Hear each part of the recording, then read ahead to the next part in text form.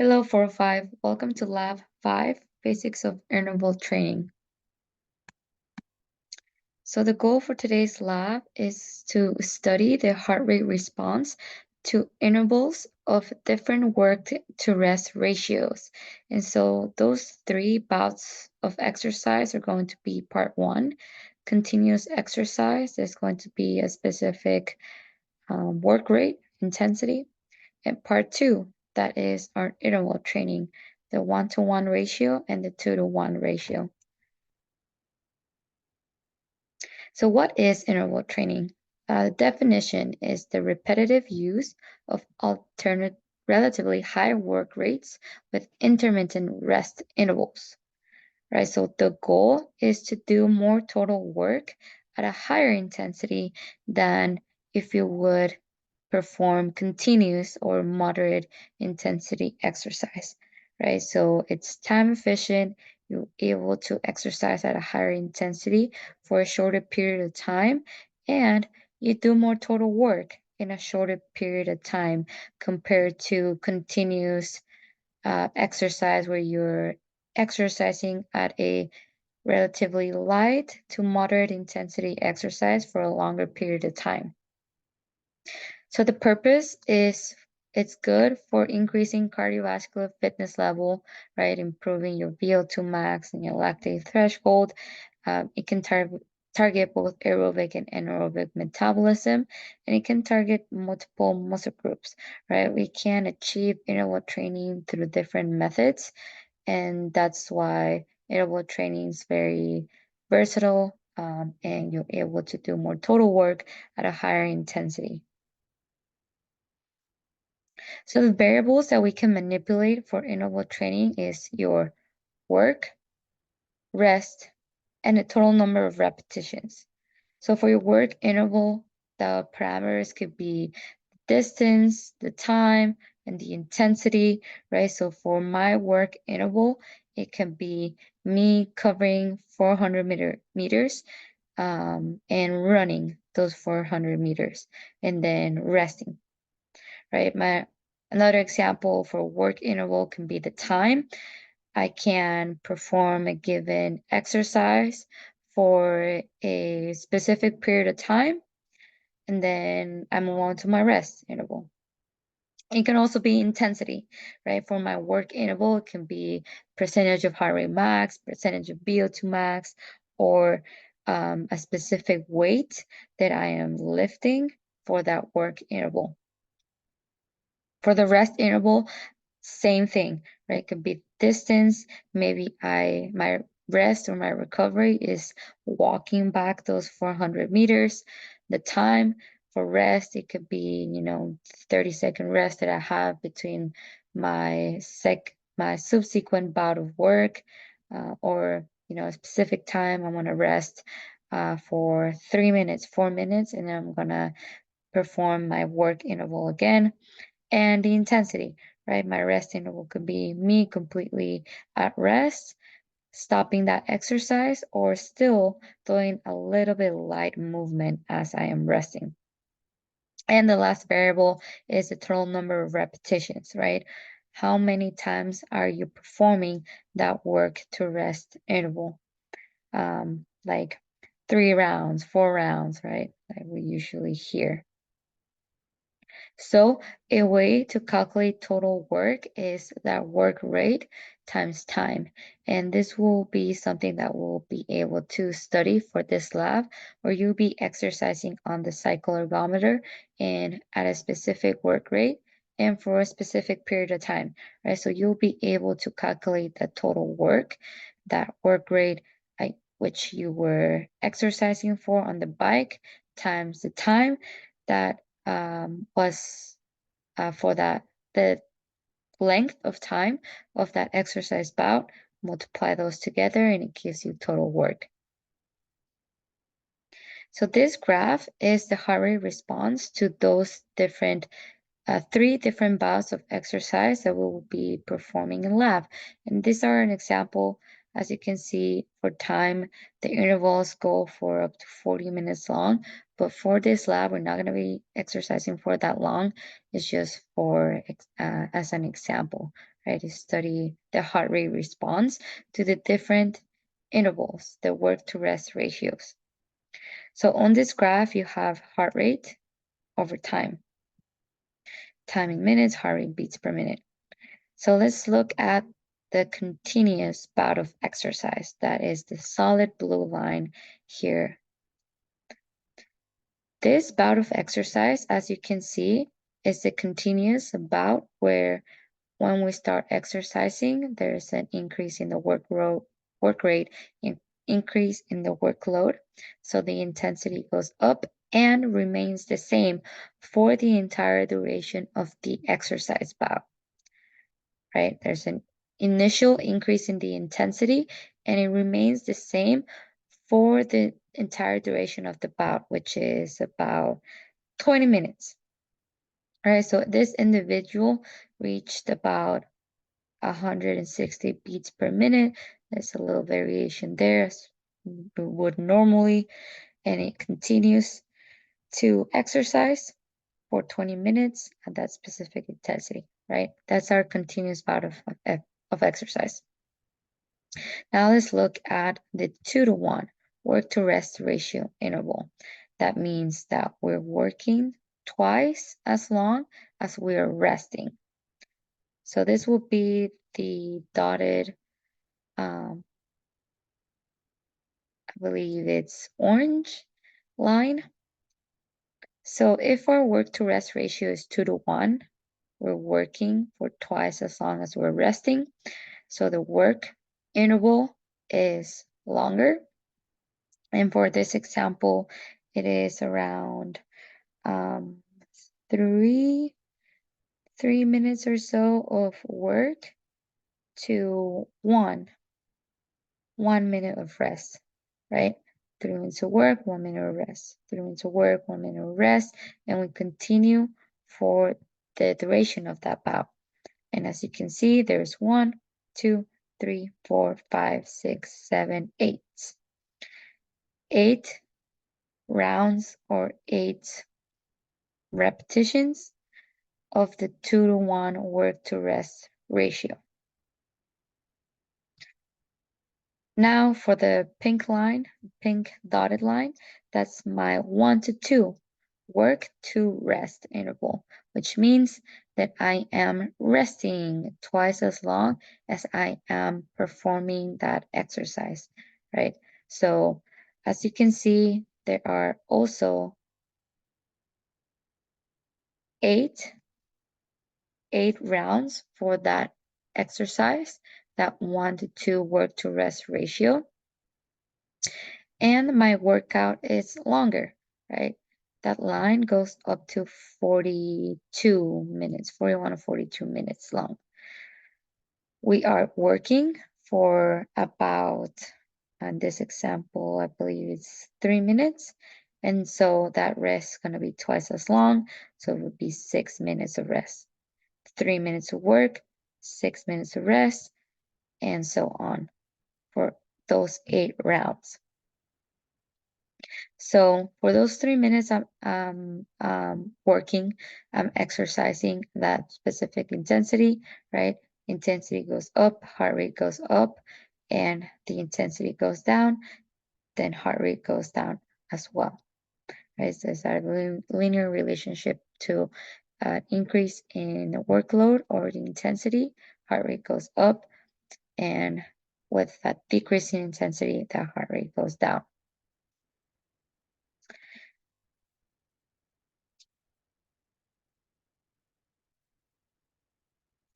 Now let's talk about the aerobic versus anaerobic interval training. For aerobic, these can be training sessions that are longer work intervals with shorter rest intervals.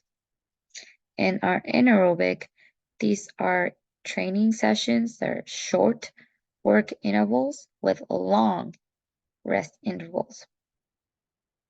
So aerobic has active recovery, while anaerobic has complete rest or light recovery. And aerobic has lower, but still high intensity than anaerobic. That is a very high intensity. And this should make sense, right? I'm gonna go over the next graph in a second, but anaerobic interval training, that is short work intervals of very high intensity exercise, right? And it is anaerobic because of our energy systems, right? We are performing a very high intensity exercise for a very short period of time, right? That work interval is very short. And so in consequence, our rest interval has to be long. We need that recovery, that long rest interval for us to resynthesize that substrate that we need to perform that anaerobic type of interval training. Okay. So before I jump into the examples, I want to show you the graph of your different energy systems, right? So we have over here your different energy systems, the ATP, creatine phosphate, anaerobic glycolysis, aerobic glycolysis, and aerobic lipolysis, right? Using fat as a substrate for energy. So for anaerobic interval training, right, it's usually about a exercise or an activity that is very short duration, right? It's on the seconds range. So for example, creatine phosphate, when performing that specific activity, we utilize that substrate more than we do the different energy systems, right? For supplying that energy for that specific activity bout of exercise, right? So that is the primary energy system that we're going to use to obtain energy form to complete that exercise. But do know, right, that you're always using all energy systems at the same time, right? Just at different magnitudes. All right. So for anaerobic interval training, your goals are to improve performance in short duration events, right? Very short duration events, maybe 2 or 3 minute range, right? Where it's very short duration but very high intensity. And so these are just recommendations on how you can prescribe interval training. And so I do want to highlight that the work to rest ratio for anaerobic interval training is usually, around 1:2, 1:3, 1:4 work to rest ratio, right? The work is very short but very high intensity, and the rest period is long. Twice as long, 3 times as long, 4 times as long, right? So the intensity for that training event, or when you are prescribing anaerobic interval training, the intensity of your work interval should be higher than the event. And I'll show you an example in a second. That is so that you can improve performance for that anaerobic exercise. Another recommendation is using duration, right? Half of the event distance or less, and number of intervals. It could be 2 to 4 times the event distance. And the rest interval, it should be complete rest or very low intensity exercise. So here's an example for anaerobic interval training. The goal is to run 400 meters. So the example, if I follow the recommendations previously mentioned, would be running half of the event distance, that would be 200 meters, in about 36 to 38 seconds, right? I'm sprinting that as fast as I can, completing those 200 meters in up to 38 seconds. And I'm gonna do that 6 times with a 2-minute and 30-second active recovery or a walk. So it would be, for example, walking back those 200 meters and resting for those 2 minutes and 30 seconds. So in essence, right, running 6 intervals of 200 meters in 36 to 38 seconds with a rest interval of approximately 2 minutes and 30 seconds in length to give a work to rest ratio based on time of 1 to 4, right? This is an example of how you can prescribe anaerobic interval training. Very high intensity, right? Exercising for 38 seconds with a longer rest of 2 minutes and a half. Now, here are some recommendations for prescribing aerobic interval training. This targets improvements in endurance performance, like lactate threshold, and it's good for training for events that are longer than 3 minutes in duration. So the interval duration, again, can be half the event distance or less, the intensity higher than the event, number of intervals twice the event distance, right? So the work intervals are going to be longer than your rest intervals. And so since the number of intervals are twice the event distance or more, then you may require multiple training sessions. So the work to rest ratio for aerobic interval training, the work is going to be longer than the rest, right? So for example, a 4-to-1, 3-to-1, or 2-to-1 work to rest ratio. And you have an active recovery, right? That rest period, you might be still exercising or doing a light active recovery where you're still moving and performing an exercise.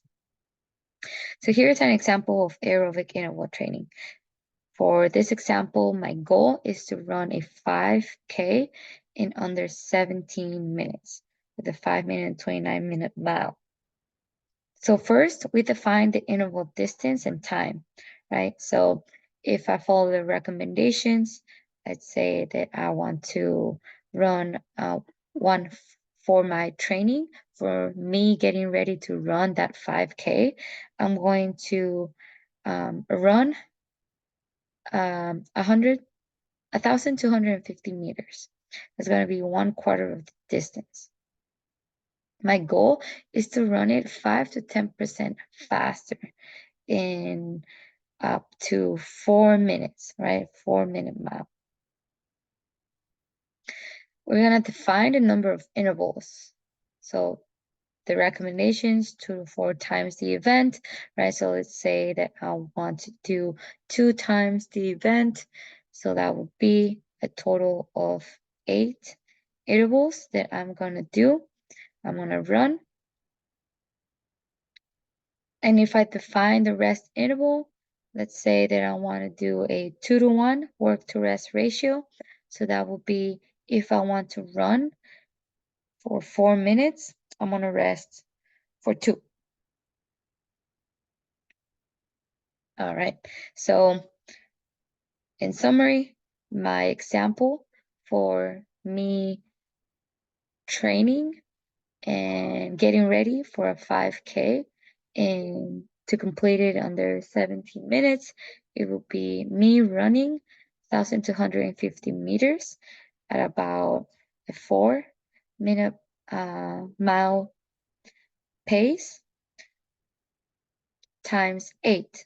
That'll be 8 intervals with a 2-minute active recovery. That could be me walking back or me just lightly moving and stretching.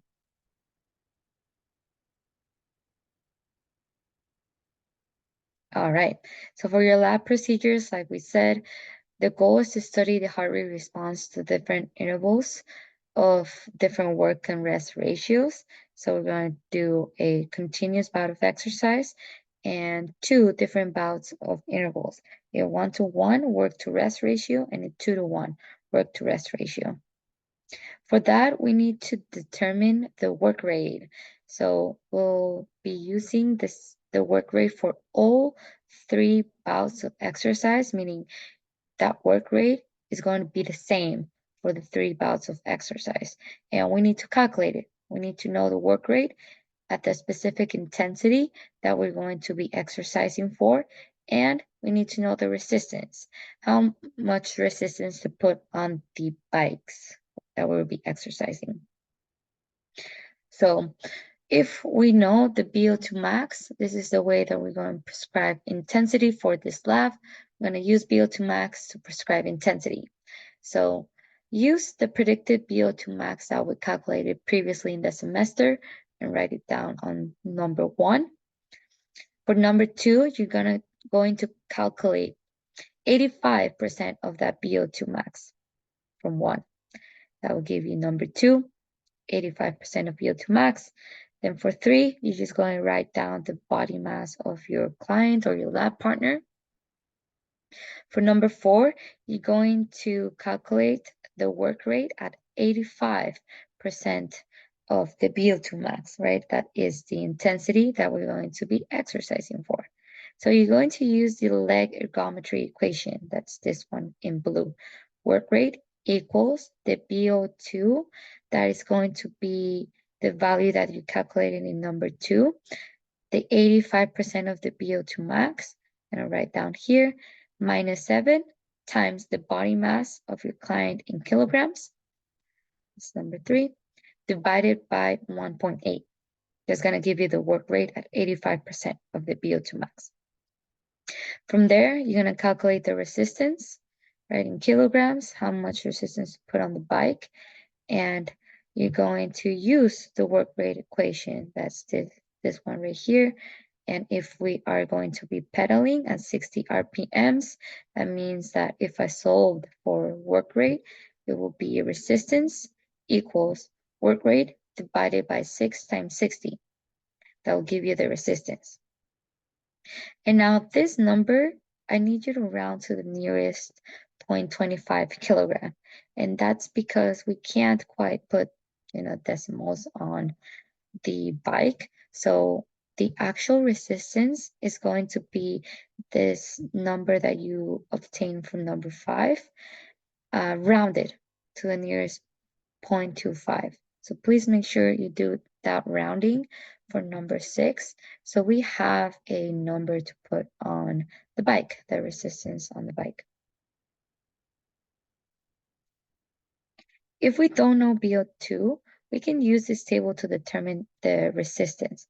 So according to fitness level and gender, male, female, we can select any of these resistances to put on the bike as well.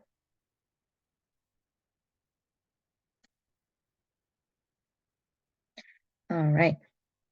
So make sure you use the data sheets for the lab manual. And that is it.